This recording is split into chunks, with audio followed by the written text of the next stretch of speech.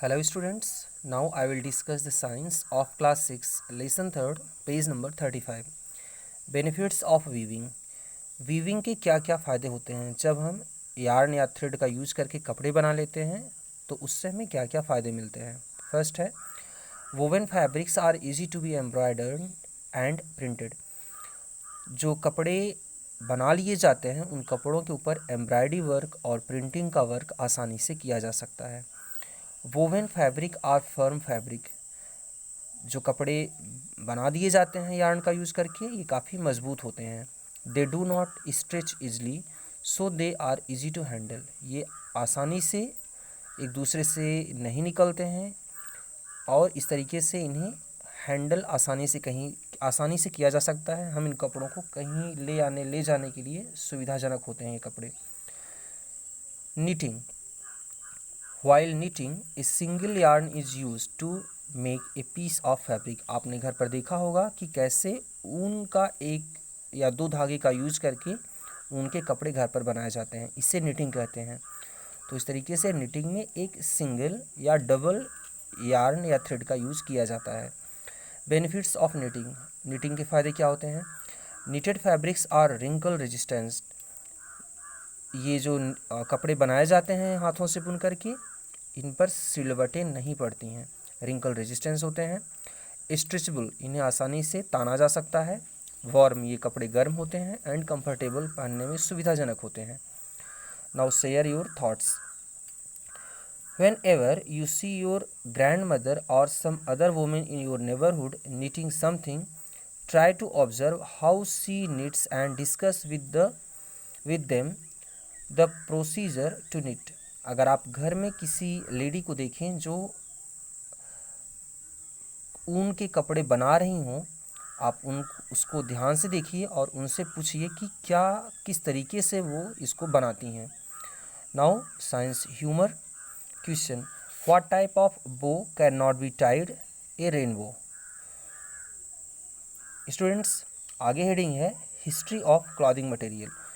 कपड़े पहनने की जो शुरुआत होती है कैसे हुई, कैसे ह्यूमन बींग्स ने पहनना स्टार्ट किया, अपने शरीर को ढकना स्टार्ट किया, हम इसको समझेंगे। Earlier people had no idea about clothing. बहुत पहले आदमियों को कपड़ा पहनने का कोई आइडिया ही नहीं था। अन्य जानवरों की तरह हम लोग भी ऐसे ही रहते थे। They use to cover their body with big leaves और bark of trees and fur और skin of animals.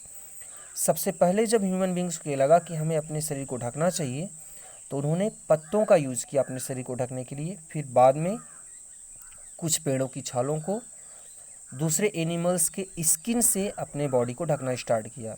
Letter, with the development of agriculture community, जब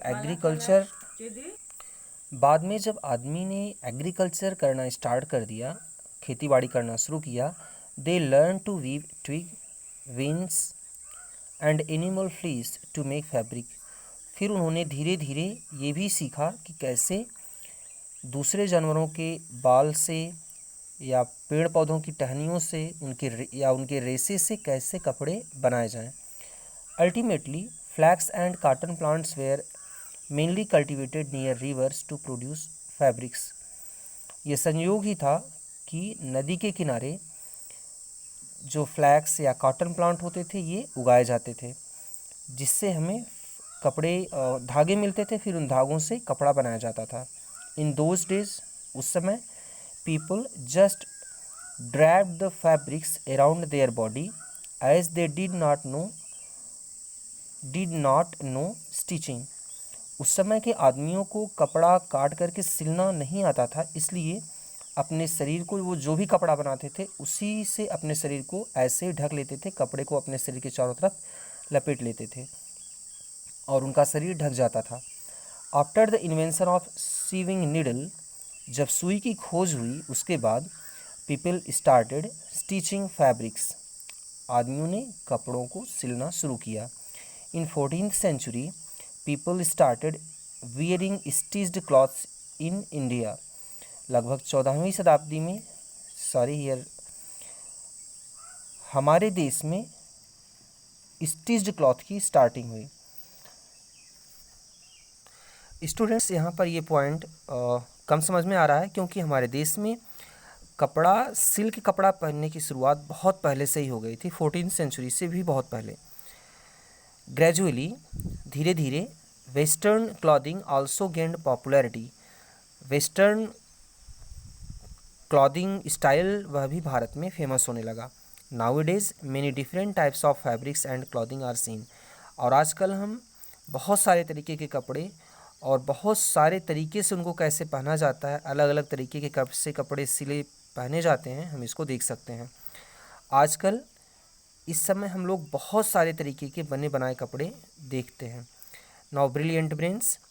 Charles Macintosh was a Scottish scientist. Charles Macintosh एक Scot देश के वैज्ञानिक थे। Who was the first to invent a waterproof fabric, जिन्होंने सबसे पहले वाटर प्रूफ कपड़ों की खोज की। He painted liquid rubber on a piece of cloth. उन्होंने कपड़े के एक टुकड़े के ऊपर लिक्विड रबर को पेंट कर दिया, लिक्विड रबर लगा दिया। Then another piece of cloth went on top, और उसके ऊपर उन्होंने एक दूसरा कपड़ा लगाया। After the rubber got dried, जब ये रबर सूख गया, the cloth and the rubber were stuck together, कपड़ा और ये रबर एक दूसरे से चिपक गए। This cloth was a waterproof cloth named as मैसिंटॉस।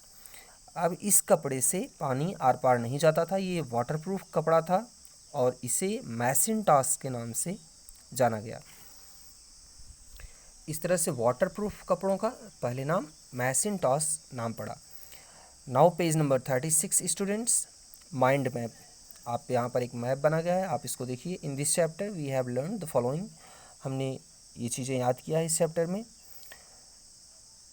Fibres, जो एक धागा होता है, फिर देखो एरो ऊपर गया है, taken in bunches and twisted, spinning इसको बोलते हैं। बहुत सारे फाइबर्स लेते हैं बंच में, समूह में, और ट्विस्ट करते हैं, एक दूसरे से मिला करके उसे हम मोड़ना शुरू करते हैं, और इस तरीके से लंबे लंबे धागे बन जाते हैं जिन्हें हम यार्न कहते हैं।